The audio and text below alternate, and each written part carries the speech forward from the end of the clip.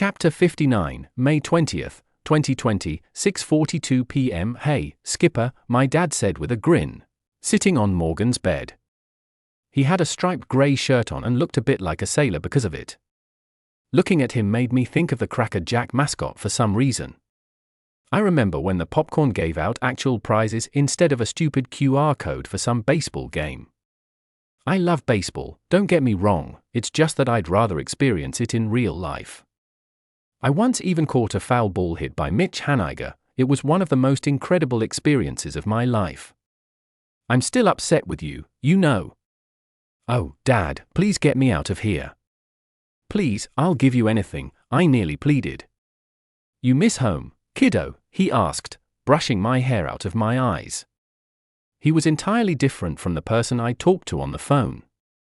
I had no idea why it was, but I was thankful for it. Yeah, you know what I miss doing? I asked, burying my face in his shirt. I swear for a second, I felt as if I was 10 again. What? He asked, lazily stretching. When we used to watch movies all the time together. Do you remember that? And when I was little, you would always play the Rolling Stones. I memorized the lyrics to Paint It Black because of you, I said with a pained feeling in my chest. Remembering all of this hurt indescribably. It was almost a bittersweet sort of pain. Nostalgia really is something, isn't it? Sometimes we even miss things we haven't experienced. You ever look at an old photo and feel nostalgic for it? I've looked at photographs decades older than me and felt a sense of nostalgia for them, he said in awe. You have no idea. There's this genre of music I used to really like when I was younger that would always make me nostalgic. You might not like it, though. What's the genre?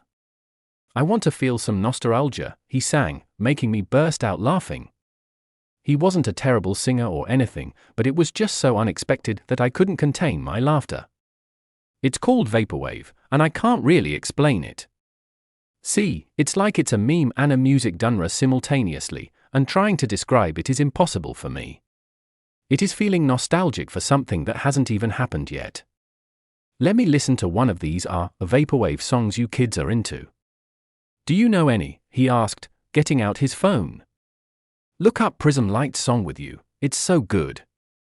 I said excitedly, remembering the times I used to play it constantly. I swear I've heard that song over 100 times. One moment, he said as he typed up the name. I honestly felt jealous as hell that he could have his phone here. Their reasons for banning cell phones were honestly laughable. Who the hell would record other patients anyway? You know what I would do if I had my phone? I'd put on the album Play by Moby and fall asleep to it. I once had a lucid dream where I saw my entire life fly past me like birds. What does that have to do with Moby? Well, as part of the lucid dream, I chose for the song Porcelain to play in the background. It was an oddly spiritual dream for me. I mean, it made me think about how quickly time passed by. The dream ended with me getting old and eventually dying. It was funny in a way. I didn't feel scared when I died. Truth be told, I find death exciting. I'm drawn into the uncertainty of what will happen after we die. Do we go to heaven, or is it all just black at the end?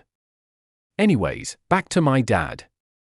When the song started playing, I laid back in my bed and stared at the ceiling, grinning like an idiot. It had been so long since I'd listened to Vaporwave, and hearing it again made all the nostalgia of being 13 years old flood my body. Not bad, I actually quite like it. It's got this very 80s vibe, he said, nodding his head along to the song. Well, one thing they do is they sample 80s songs and basically remix them. The most famous Vaporwave song remixed It's Your Move by Diana Ross if I remember correctly, I said as the song started playing in my head all over again. I would type out its name, but I honestly have no idea what it's called since it's a bunch of Japanese letters.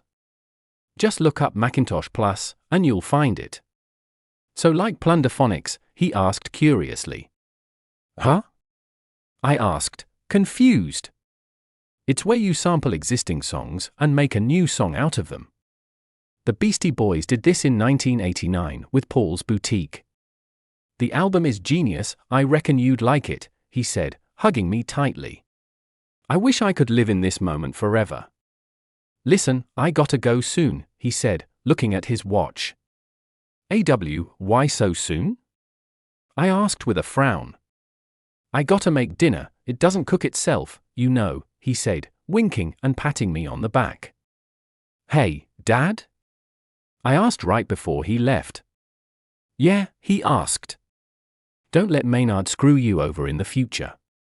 I love you. I love you too, son.